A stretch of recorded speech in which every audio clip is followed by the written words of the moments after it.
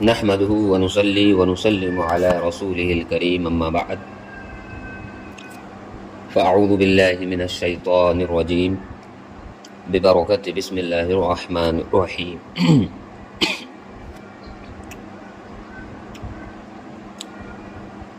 آج کے درس میں جو ذکر ہوگا وہ دن رات میں کتنی نمازیں سنت مؤکدہ ہے اور کتنی نمازیں سنت غیر مؤکدہ، یہ ذکر ہوگا۔ دوسری بات اس جانب توجہ دلائی جائے گی کہ اگر کوئی شخص فوت ہو گیا ہو اور اس کے ذمے بہت ساری نمازیں ہوں تو پھر اس کا کیا ہوگا، اس کے تعلق سے ذکر کیا جائے گا۔ تو سب سے پہلے ہم سنت مؤکدہ اور سنت غیر مؤکدہ کی تعداد کتنی ہے اس کے بارے میں ہم جانیں گے۔ حضور صلی اللہ تعالیٰ علیہ وآلہ وسلم نے دن رات میں 12 رکعات سنتیں پڑھنے کی خود پابندی کی اور تاکید بھی فرمائی، اور وہ 12 رکعتیں یہ ہیں: 2 رکعات فجر کی نماز سے پہلے،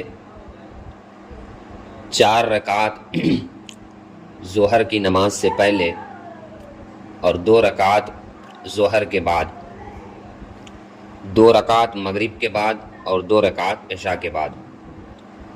یہ 12 رکعتیں سنت مؤکدہ ہے، سمجھ رہے ہیں؟ سنت مؤکدہ کون کون سی ہے؟ تو فجر سے پہلے 2 رکعات سنت مؤکدہ ہے، ظہر سے پہلے 4 رکعات سنت مؤکدہ ہے، پھر ظہر کی نماز کے بعد 2 رکعات سنت مؤکدہ ہے، پھر مغرب کے بعد 2 رکعات سنت مؤکدہ ہے، پھر عشاء کے بعد 2 رکعات سنت مؤکدہ ہے۔ یہ کل 12 رکعات ہیں، سمجھ رہے؟ اب سنت غیر مؤکدہ بھی سماعت کر لے کہ سنت غیر مؤکدہ کتنی رکعتیں ہیں اور کس نماز سے پہلے اور کس نماز کے بعد ہے، اس کے بارے میں ہم جانیں گے۔ سنت غیر مؤکدہ کی تعداد 8 ہیں۔ کتنی؟ سنت غیر مؤکدہ 8 ہیں، جن میں عصر کی نماز سے پہلے 4 رکعت اور عشاء کی 4 رکعت سنتیں۔ نماز عصر کی 4 رکعت اور نماز عشاء کی 4 سنتیں شامل ہیں، سمجھ رہے؟ یہ غیر مؤکدہ ہے، یہ غیر مؤکدہ ہے۔ عصر کی نماز سے پہلے جو 4 رکعت سنت ادا کرتے ہیں یہ غیر مؤکدہ ہے، اور عشاء کی نماز سے پہلے جو 4 رکعت سنت ادا کرتے ہیں یہ بھی سنت غیر مؤکدہ ہے، سمجھ رہے بات کو؟ تو مؤکدہ اور غیر مؤکدہ کی تعداد ہم نے جان لی۔ سنت مؤکدہ 12 رکعتیں ہیں اور سنت غیر مؤکدہ 8 رکعتیں ہیں۔ اب جو رکعتیں پڑھی جاتی ہے وہ نوافل میں شمار ہوتے ہیں، سمجھ رہے؟ اب جو رکعتیں پڑھی جاتی ہے وہ نوافل میں شمار ہوتے ہیں۔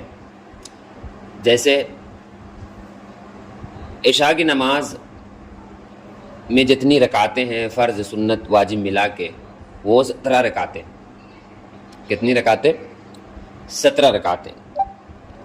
4 رکعت عشاء کی نماز سے پہلے پڑھا جاتا ہے، پھر 4 فرض 8 ہوا، 2 سنت مؤکدہ 10، 3 وتر 10 3 13، اور پھر 4 سنت غیر مؤکدہ، تو 13 اور 4 17۔ تو 17 رکعت کے ساتھ اگر آپ عشاء پڑھیں گے تو آپ ڈھیر سارے ثواب کمائیں گے. 17 رکعت کے ساتھ اگر عشاء پڑھیں گے تو ڈھیر سارے ثواب کمائیں گے. اور اگر جو مین ہے اس کے ساتھ آپ عشاء کی نماز پڑھیں گے تو تھوڑا کم ثواب آپ کو ملے گا. سمجھ رہے؟ مین کیا ہے عشاء میں؟ 4 فرض، 2 سنت مؤکدہ، 3 وتر، 4 3 7 2 9. یہ 9 رکعتیں عشاء میں مین ہے. اس کو نہیں پڑھیں گے تو آپ کو دوبارہ بعد میں جب بھی اس کی قضا کرنا ہے تو آپ کو کرنا پڑے گا. یہ مین ہے. 9 رکعتیں عشاء میں مین. اب 8 رکعتیں چاہے تو آپ پڑھے، ثواب ملے گا، اور اس کا معمول بنانا چاہیے. سمجھ رہے؟ نہیں پڑھیں گے تو کوئی حرج کی بات نہیں. یہ ہے سسٹم. سمجھ گئے ہوں گے. اسی طرح ظہر کی نماز کا اگزامپل لے لیجئے. ظہر 4 رکعت سنت مؤکدہ، 4 رکعت فرض 8، 2 سنت مؤکدہ 10 مین ہے. 10 رکعتیں ظہر میں مین ہے. اس کے بعد آپ چاہے جتنی نمازیں نوافل پڑھنا چاہے پڑھ سکتے ہیں، اس میں کوئی حرج نہیں. عصر لے لیجئے، 4 رکعت فرض یہ مین ہے، اور 4 رکعت فرض سے پہلے جو پڑھی جاتی ہے وہ سنت غیر مؤکدہ. اگر نہیں بھی پڑھیں گے تب بھی چل جائے گا، کوئی حرج نہیں، مگر معمول نہ بنائے، کبھی کبھی پڑھ بھی لیا کرے، عادت نہ بنا لے چھوڑنے کی. اسی طرح مغرب 3 رکعتیں فرض، 2 رکعتیں سنت مؤکدہ یہ مین ہے. اس کے بعد آپ جتنی چاہے نوافل ادا کریں. مین کیا ہے؟ 3 2 5 یہ مین رکعتیں ہیں. اب اس کے بعد آپ چاہے جتنی چاہے رکعتیں ایڈ کر سکتے ہیں، پڑھ سکتے ہیں، ثواب ملے گا آپ کو. اسی طرح فجر کو لے لیجئے. فجر میں جو مین ہے وہ 4 رکعتیں ہیں، 2 نماز سے پہلے، 2 نماز، 4 نماز کے بعد کوئی نماز نہیں ہے. فجر کی نماز کے بعد کوئی نماز نہیں، یاد رہے. فجر کی نماز کے بعد کوئی نماز ادا کرنے کا حکم نہیں دیا گیا. فجر سے پہلے آپ جتنی چاہے رکعتیں ادا کر سکتے ہیں، نوافل میں شمار ہوگا، ثواب آپ کو ملے گا. سمجھ رہے ہیں؟ تو تعداد رکعت سنت مؤکدہ اور غیر مؤکدہ کے بارے میں ہم نے جانا. اب آئیے اس طرف توجہ دے کہ ایسا شخص جس کے ذمے بہت ساری نمازیں تھی، کئی سالوں کی نمازیں تھیں، اور وہ اسی حالت میں فوت ہو گیا، تو احکام شرع علماء کرام کیا فرماتے ہیں اس کے تعلق سے ہم جانیں گے. قضا نمازوں کا فدیہ زندگی میں ادا کرنا صحیح نہیں ہے. قضا نمازوں کا فدیہ زندگی میں ادا کرنا صحیح نہیں ہے. پہلے مسئلہ کو آپ سمجھ لیجئے کہ جو شخص فوت ہو جاتا ہے تو وارثین کو اگر وہ وصیت کر جائے کہ میری نمازوں کا فدیہ ادا کر دینا، تو وارثین کے لیے اس وصیت کو نافذ کرنا تہائی مال میں سے ایک حصے آگے چل کے میں ابھی پورا کیلکولیٹ کر کے آپ کو بتاؤں گا. ایک حصے جتنا ہو رہا ہے اس کا، اس حصے سے اس کی نماز کا فدیہ ادا کیا جائے گا. فدیہ اسی کو کہتے ہیں، سمجھ رہے ہیں، کہ اگر مرنے والا یہ وصیت کر جائے کہ میرے مال میں سے میری نماز کا فدیہ ادا کر دینا، تو ابھی ڈیٹیل میں پورا کیلکولیٹ کر کے آپ کے سامنے بتاؤں گا، جس طرح مسئلہ ابھی سامنے آئے گا. قضا نمازوں کا فدیہ زندگی میں ادا کرنا صحیح نہیں ہے.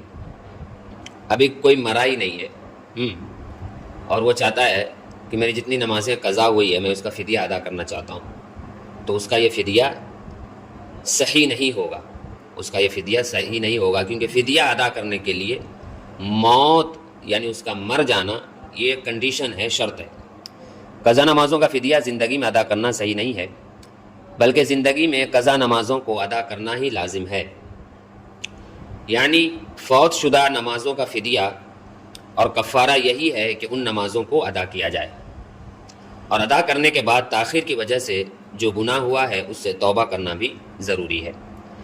زندگی میں قضا نمازوں کے بدلے میں صدقہ دینے سے کچھ نہیں ہوگا، اس لیے ان نمازوں کو ہر حال میں ادا کرنا لازم ہے۔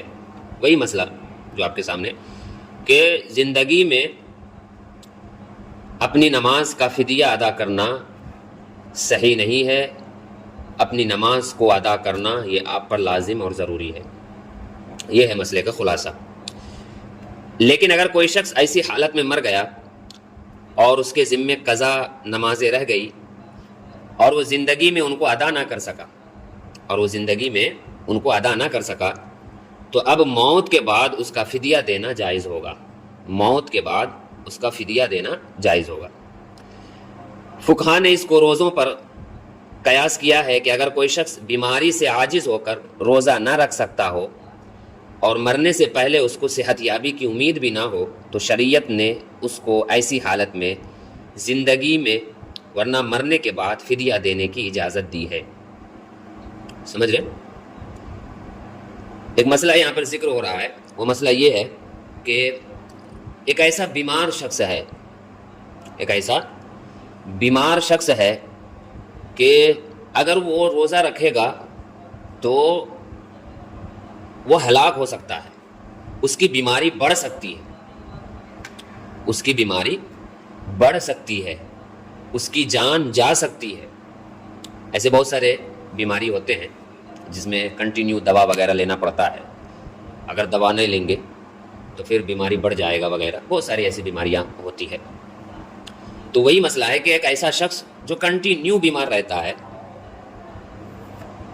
اور جو چیزیں اس پر فرض ہے تو فرض ہے ہی، مگر عذر کی بنا پر جو کنٹینیو بیمار رہتا ہے اور صحت یابی کی کوئی امید نہیں ہے، ڈاکٹر نے کہہ دیا کہ جب تک زندہ رہے گا یہ دوا کھائے گا، کوئی امید نہیں ہے صحت یابی کی، سمجھ رہے ہیں؟ ایک ایسا شخص بھی ہے جو کچھ سالوں کے لیے بیمار ہے، مثال کے طور پر 1 سال 2 سال تک وہ بیمار رہا، تو اس 1 سال اور 2 سال کے اندر جو نمازیں یا جو روزے قضا ہوئی ہے اس کو ادا کرنا اس پر لازم اور ضروری ہوگا، سمجھ رہے؟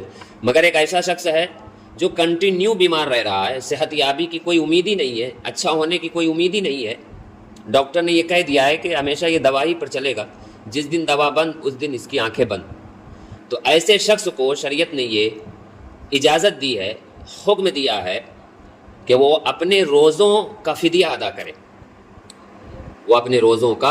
کرے، نماز کا نہیں، نماز مرنے کے بعد تو روزوں کا فدیہ ادا کرے۔ اور روزوں کا فدیہ کیا ہوتا ہے؟ تو فدیہ ایک صدقہ ہوتا ہے، سمجھ رہے ہیں، اور وہ صدقۃ الفطر کی مقدار ہے، اس کی مقدار اور کتنا دینا ہوتا ہے، تو وہ صدقۃ الفطر کی مقدار دینا ہوتا ہے۔ اور صدقۃ الفطر کی مقدار کتنی ہے؟ صدقۃ الفطر کی مقدار اس میں کیٹیگری ہے، مقدار یہ ہے کہ گیہوں یا اس کا آٹا یا ستو نصف سا، کھجور یا منقع یا جو یا اس کا آٹا یا ستو 1 سا۔ اگر کوئی شخص صدقہ فطر نکالتا ہے تو اگر وہ آٹا یا ستو کے مادھیم سے، ستو کے ذریعے سے نکالتا ہے تو اس کی لمٹ نصف سا ہے، اور اگر کھجور یا منقع یا جو یا اس کا آٹا یا ستو اس کیٹیگری سے نکالتا ہے تو اس کی لمٹ 1 سا ہے۔ اب آئیے سا کو سمجھتے ہیں۔ سا ایک برتن نما پیمانہ ہے، پہلے اب تو ڈیجیٹل ہو گیا نا، تو طرح طرح کے ناپنے کے آلے وغیرہ آ گئے ہیں، طرح طرح ناپنے کے ترازو وغیرہ آ گئے، پہلے سا چلتا تھا، سمجھ رہے؟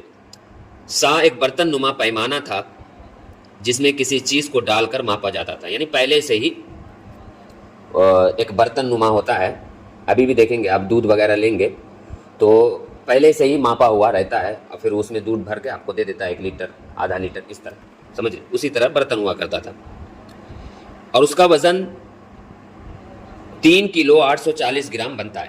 1 سا کا وزن 3 کلو 840 گرام بنتا ہے۔ اگر گندم یا اس کا آٹا صدقہ فطر میں دیا جائے تو اس میں نصف سا کا اعتبار ہے، جو کہ نصف سا یعنی آدھا سا، تو 1 کلو 920 گرام، اور اس کے علاوہ کشمش، جو یا اس کا آٹا یا ستو یا کھجور ہو تو اس کا وزن پورا سا ہونا ضروری ہے، سمجھ رہے؟ ان چیزوں کے علاوہ مثلا چاول، چنے کی دال وغیرہ میں قیمت کا اعتبار ہے، یہاں وزن معتبر نہیں ہے، سمجھ رہے؟ 920 گرام چاول، چنے کی دال وغیرہ کی کیا قیمت ہے؟ اس قیمت کا اعتبار ہے۔ تو میں نے مارکیٹ میں جو نکالا ہے 30 روپے گیہوں چل رہا ہے ابھی، اور 35 یا 40 روپے آٹا چل رہا ہے، تو 1.920 یعنی 1 کلو 920 گرام کی قیمت جو ہوگی، اگر نارملی آٹا کے ذریعے ہم نکالیں تو 30 روپے چل رہا ہے، تو 30 دونا 60 روپیہ ہوگا، اس سے 2 یا 3 روپیہ نکال دیں گے تو 57 روپیہ ہوگا آدھا سا کی قیمت، 57 روپیہ۔ تو ایک نماز کا فدیہ 57 روپیہ ہوتا ہے۔ کتنا؟ ایک نماز کا فدیہ 57، اور دن میں کتنی نمازیں ہیں؟ 6، تو انٹو کریں گے 6 تو دن کی 6 نمازوں کا فدیہ 342 روپیہ ہوگا۔ کتنا؟ 342 روپیہ۔ 342 روپیہ ایک دن کی نماز کا فدیہ ہے۔ اب اس کو ہم مہینے پر کریں گے تو 342 انٹو 30 یا 31 تو 10,260 روپیہ ہو رہا ہے۔ ایک مہینے کی نماز کا فدیہ 10,260 روپیہ ہے۔ اسی طرح اس کو اگر ہم سال کے اعتبار سے دیکھنا چاہیں تو سال 365 تو 1,24,830 روپیہ ہو رہا ہے ایک سال کی نماز کا فدیہ۔ ایک سال کی نماز کا فدیہ، سمجھ گئے ہوں گے آپ شاید۔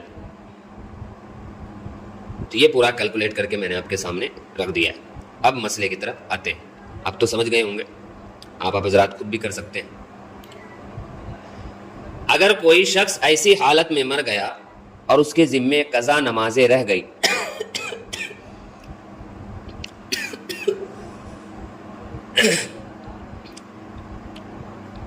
اگر کوئی شخص ایسی حالت میں مر گیا اور اس کے ذمے قضا نمازیں رہ گئی اور وہ زندگی میں ان کو ادا نہ کر سکا، تو اب موت کے بعد اس کا فدیہ دینا جائز ہوگا۔ فقہاء کرام نے اس کو روزوں پر قیاس کیا ہے کہ اگر کوئی شخص بیماری سے عاجز ہو کر روزہ نہ رکھ سکا ہو اور مرنے سے پہلے اس کو صحت یابی کی امید بھی نہ ہو، تو شریعت نے اس کو ایسی حالت میں زندگی میں ورنہ مرنے کے بعد فدیہ دینے کی اجازت دی ہے۔ اور زندگی میں روزوں کا فدیہ ادا کرنے کے بعد اگر مرنے سے پہلے روزہ رکھنے کی طاقت حاصل ہو جائے اور وقت بھی ملے تو ان روزوں کی قضا کرنا ضروری ہوگا۔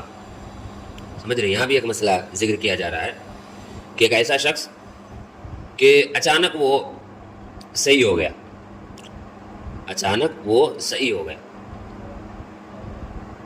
تو اگر وہ صحیح ہو گیا ہے تو حالت صحت میں جتنی روزے نمازیں قضا ہوئی ہے سب سے پہلے اس کو وہ ادا کرے۔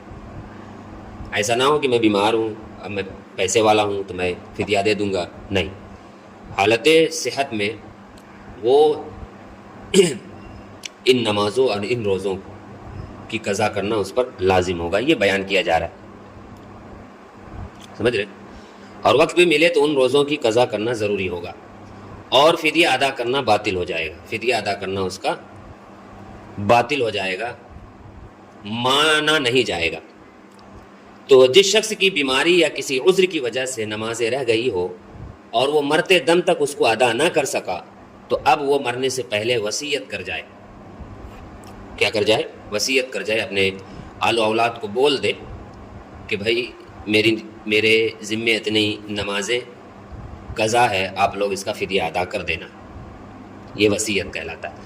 مرنے کے بعد اس کی وصیت کے مطابق 1/3 ترکہ میں سے اس کی نمازوں کا فدیہ ادا کرنا ضروری ہوگا. 1/3 ترکہ میں سے، یہ ابھی سمجھیں گے، تھوڑا ذہن کو کھول کر بیٹھے. یہ تھوڑا پیچیدہ مسئلہ ہے، اس کو سمجھنے میں تھوڑا ریلیکس ہو کر سمجھیں گے تو اور اچھا ہوگا آپ حضرات کے لیے. مال کا 3 حصہ کیا جائے گا اگر کوئی وصیت کر جائے. یہ بھی یاد رکھے، ایک ہوتا ہے وصیت کر کے جانا، ایک ہوتا ہے بغیر وصیت، یعنی کوئی وصیت اس نے نہیں کیا. تو اگر مرنے والا وصیت کر کے جا رہا ہے کہ میری نمازوں کا فدیہ ادا کر دینا، تو اس کے سارے مال کی ویلو نکالی جائے گی اور اس ویلو کا 3 حصہ کیا جائے گا. کتنا؟ 3 حصہ کیا جائے گا، اور 2 حصہ وارثوں میں تقسیم ہوگا، اور 1 حصہ کے ذریعے اس کی نماز کا فدیہ ادا کیا جائے گا. اس کو ایگزامپل سے سمجھیے.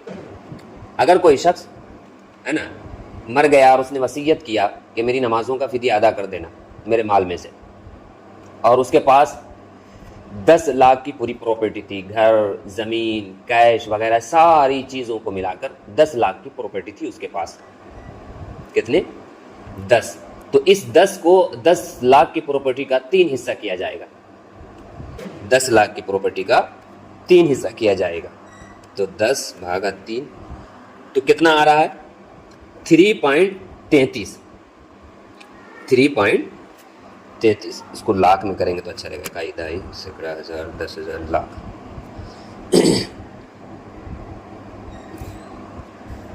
1 2 سینکڑا ہزار 10,000 لاکھ 10 لاکھ. 3 حصہ کیا جائے گا 10 لاکھ. اب 3 حصہ 10 لاکھ کا کیا جائے گا تو 1 حصہ ہو رہا ہے 3,33,000 سم تھنگ، ایسا کچھ ہو رہا ہے. تو 3,33,000 روپے کے ذریعے اس کی نماز کا فدیہ ادا کیا جائے گا.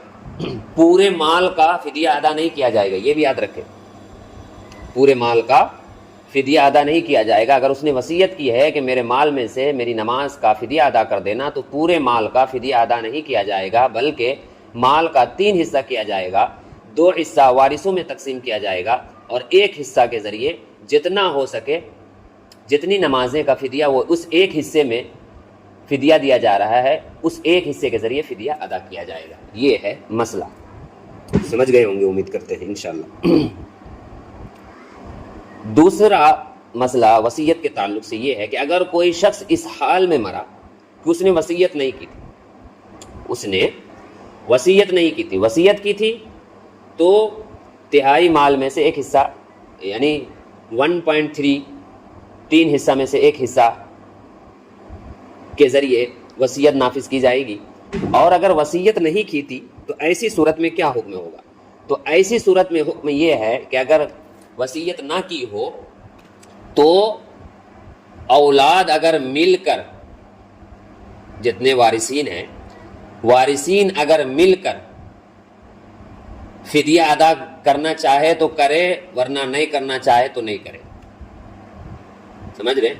یہ وارثین پر ڈیپینڈ ہے کہ وہ فدیہ ادا کرے یا نہ کرے. اگر نہیں کرنا چاہے تو نہیں کرے، کوئی اس میں ایشو نہیں. اگر کرنا چاہے تو کرے. مگر وصیت جو اگر کیا ہے تو پھر وارثین پر لازم اور ضروری ہے، اور اگر وصیت نہیں کیا ہے تو وارثین پر لازم اور ضروری نہیں.